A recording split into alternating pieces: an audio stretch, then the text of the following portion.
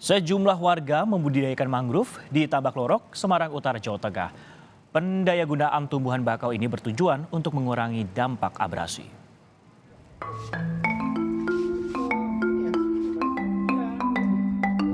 Gelombang laut terus-menerus mengikis daratan.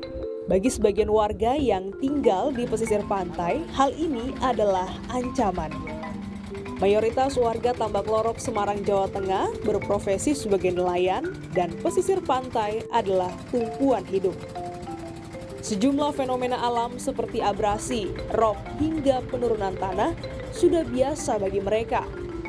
Warga di sini juga mendapatkan dana dari program pertanggungjawaban sosial perusahaan dan menamakan diri sebagai kelompok camar, Cinta Alam Mangrove, Asri, dan Rimbun.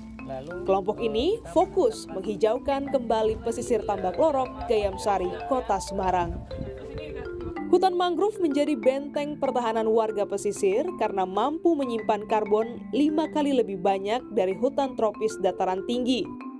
Mangrove juga dapat melindungi bangunan dari kerusakan akibat badai, meredam gelombang besar termasuk tsunami, membuat proses pengendapan lumpur yang berhubungan erat dengan penghilangan racun dan unsur hara air, dan menjadi habitat bagi 100 lebih jenis ikan yang hidup di area mangrove.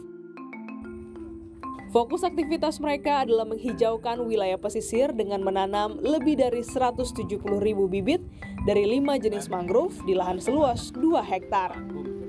Kelompok camar membudidayakan mangrove dari tunas dan memeliharanya hingga layak ditanam di kawasan konservasi.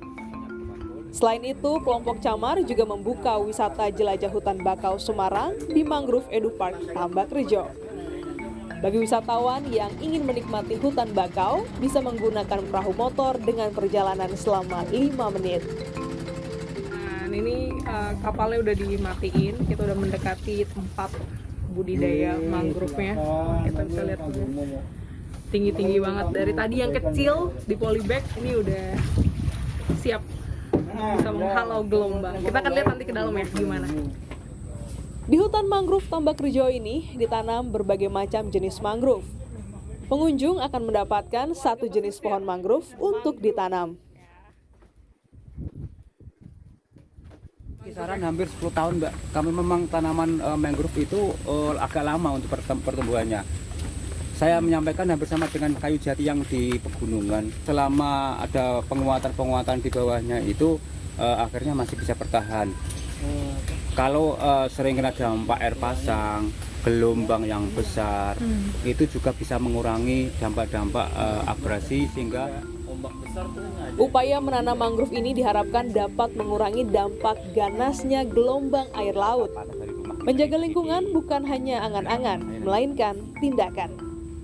Glenis Oktania, Kompas TV, Semarang, Jawa Tengah.